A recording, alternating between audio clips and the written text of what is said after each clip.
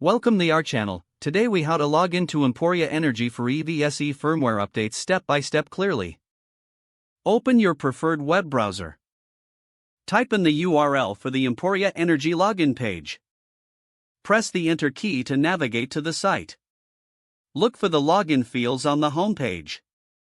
In the first field, enter your registered email address. In the second field, input your password.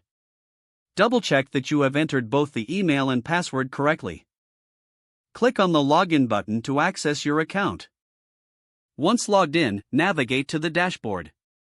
Look for the Firmware Updates option on the menu.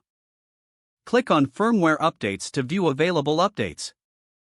Identify the EVSE unit that requires an update. Check for any notification related to the firmware version needed. Select the EVSE unit from the displayed list. Follow the prompts to download the latest firmware. If prompted, confirm the download and installation process. Wait for the update process to complete. Once done, you will receive a notification of successful installation. Log out of your Emporia Energy account for security purposes. Close the web browser when finished. If the page does not load, refresh the browser or try again in a private or incognito window. Make sure you are using the correct email address, then retype it carefully to avoid small typos. If your password is not accepted, use the reset option and create a new strong password you can remember. Check your spam folder for verification or security emails, then complete any requested confirmation steps. Enable two-factor authentication if available to improve account security and reduce unauthorized access risk.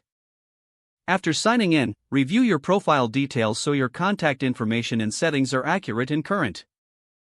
If you see an error message, note it down and try again after restarting your device and internet connection.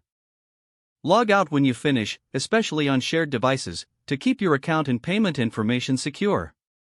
Don't forget to like this video and subscribe to our channel for more step-by-step tech guides.